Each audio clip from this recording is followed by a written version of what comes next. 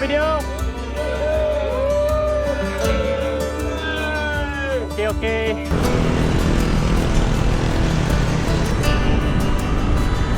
Good morning. We're rolling now. It's Saturday morning. Traffic is I don't know, because it's Bintan, it's not Singapore. But I have the map course loaded. Just kind of did a trial, see if it works. I deliberately went through with it.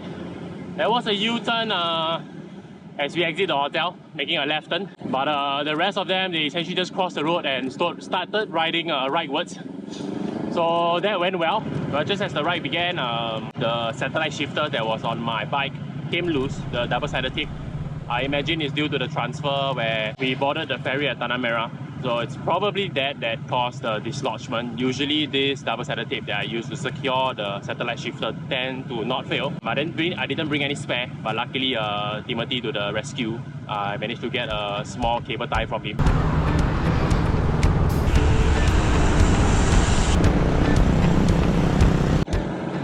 They all behind? Some. Bintan on hard mode. Yeah, man. So,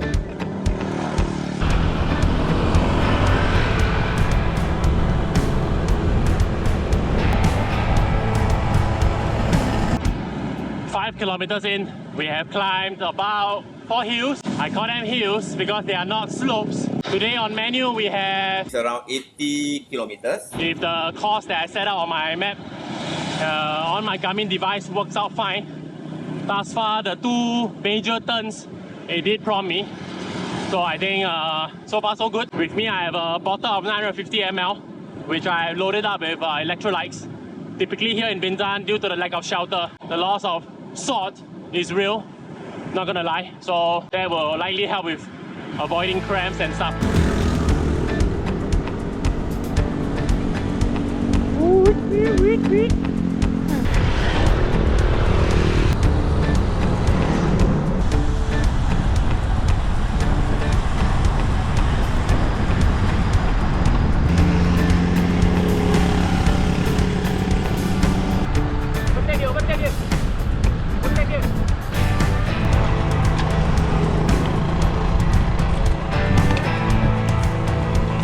This in the past a lot, and it's not gonna be enough, but I'm truly thankful for OPC for such events, for such overseas ride, because truth be told, if I were to come here alone or with my small circle of friends, no way am I going to get the full experience that I have had with them thus far for the many trips that I travel with them.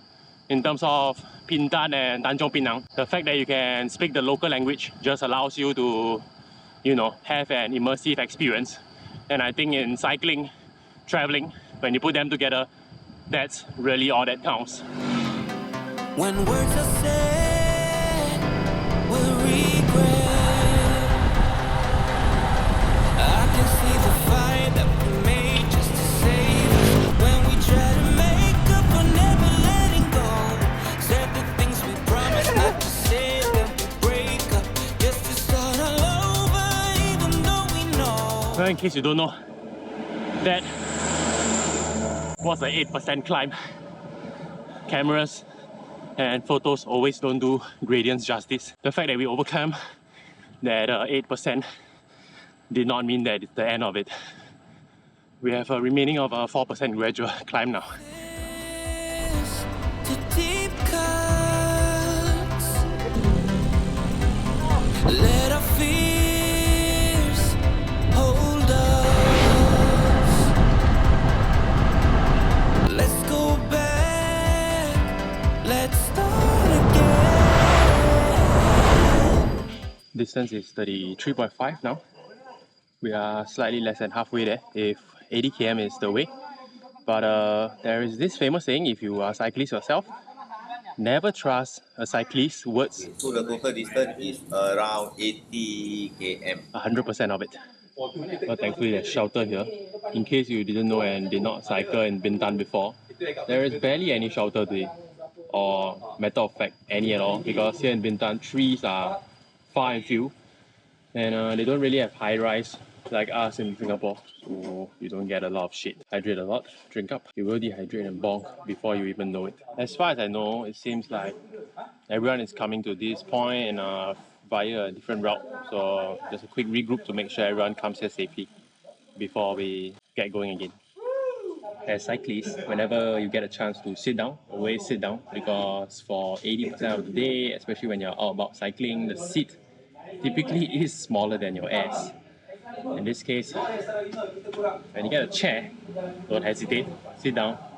But when things get extreme, when you can lie down, you do that. Hey you, I think we're in the right place. After Tara regroup, we are rolling again. I think one of them, Harman, who rides a specialized kind of semi-gravel bike type with the wheels, weave and everything. It seems like his seat post may have cracked.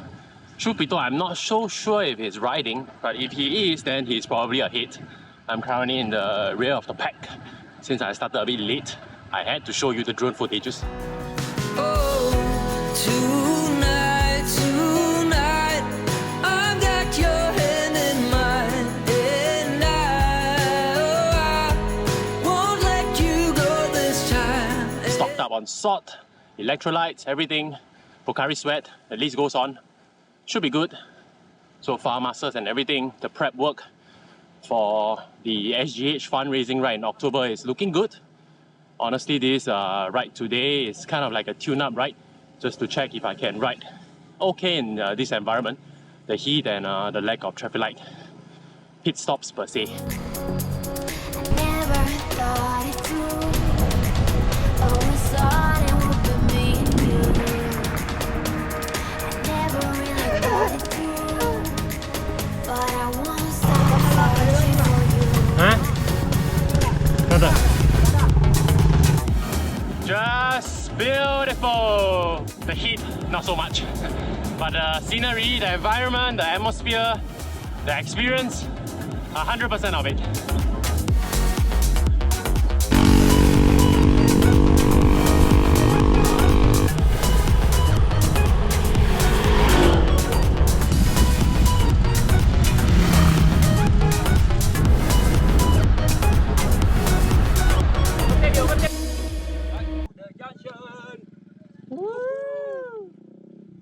Well, that wasn't a regroup. I'm not so sure why, but it did stop for a couple of seconds. And the next instruction is to the next junction. As if that's very helpful in the land of Bintan. But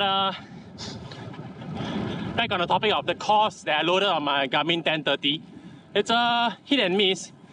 Sometimes the direction given by the outriders is aligned to the instructions on the map, but sometimes it isn't. So I'm not so sure what is what, but I guess when all else fails, it's best to just stay with the group. Since if you get lost, it's better to get lost together. Honestly, it's not very far from where we were just now, the pit stop. It's about 48 km now. We are near the beachfront in the eastern side of Bintan Island. Really, kena scams here. Sialat leh. The climb terrible leh. It's around 80 kilometers. Ask for forgiveness. I want to go to mosque already after this. Want to pray hard already. Well, as the group wait there at the beachfront, the T junction per se, I'm just gonna go and spin my legs easy just to increase the mileage. I imagine I can't come all the way here to Bintan and not try to maximize my mileage. The training opportunity here is really limitless. The beauty is the lack of traffic lights, really. Because back in Singapore, honestly, when you ride on open roads, because of the traffic lights, without you realizing, you tend to stop more than you wish to. Or at least, we wish to stop, but those intermittent stops tend to disrupt your training cycle, pattern, however you want to call it. So I'm just going to take this opportunity to spin my legs. Well, here's the plan. It's 50 km on my distance odometer now. I'm going to ride 5 km northwards and then 5 km back to meet them. And that would make a 10 km extra on top of the prescribed. Around 80 kilometers. In case it doesn't look like it, on my right, about 50 meters away, is essentially the beach and the sea. But it won't keep me from finding you. Never thought it through. Always thought it would be me and you. I never really thought it through. But I won't stop searching for you. Okay, my odometer is 60 km. I've outdone myself, what I set out to do. I was supposed to only ride 5 km northwards, but I thought, you know, if the prescribed distance is 80 km, The distance is around 80 km. why not try 10 out and 10 back? And with the additional 20, maybe when I reach back hotel, it says 100. It's been a while since I last rode 3 digits.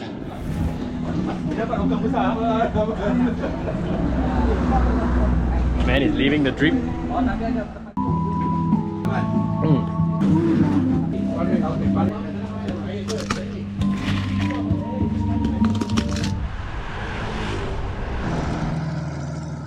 We're done with I believe to be brunch stop, but all I had was coconut juice and a cup of watermelon. Still helps nonetheless. Wow, I enjoy the rest of this beach. I believe from here on, the meter should rightfully say 50 km. It's around 80 kilometers. So it's a 30 km speed. If all goes well, the weather is good. According to them, it was raining a little bit in city central where we stayed, but it's all cleared up now. So that's good news for us. We should be doing this slow 30 km spin back to the hotel, in this case, Hotel Pelangi. Truth be told, riding in Bintan is one of a kind experience. The terrain that you get here, it's probably similar to the ones you find in Malaysia, but yeah, it still is different. The culture, the people, even though they share almost a common language, but yeah, try yourself if you have the chance yourself as a cyclist to just ride out here as opposed to just boring urban roads back in Singapore.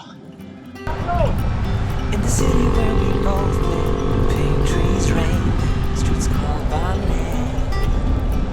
Breathing, flying, feeling that life's guiding our way.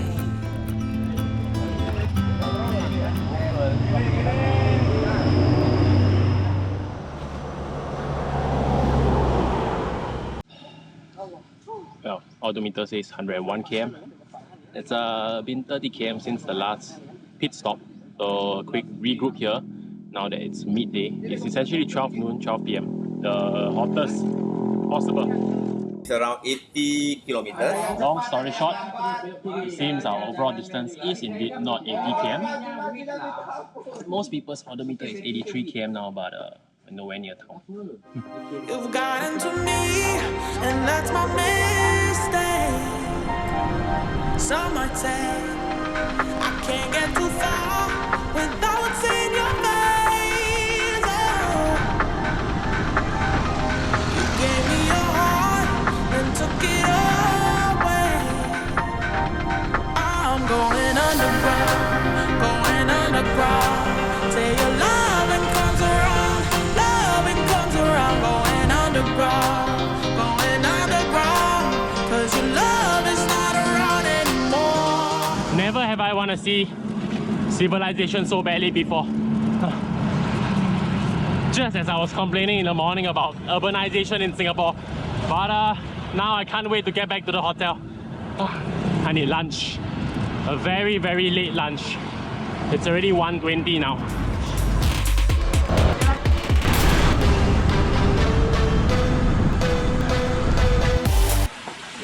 Mission accomplished. Yes, brother.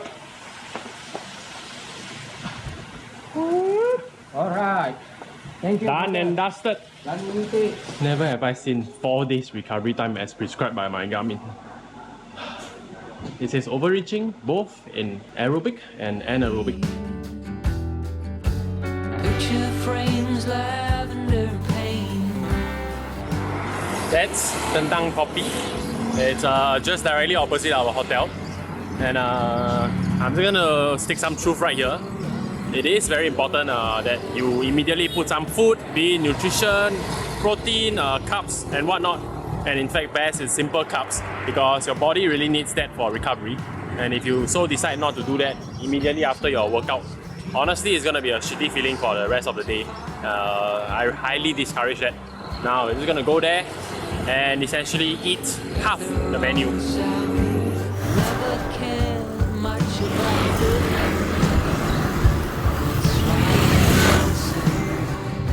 But as you stand before me, I give it. He takes the stuff from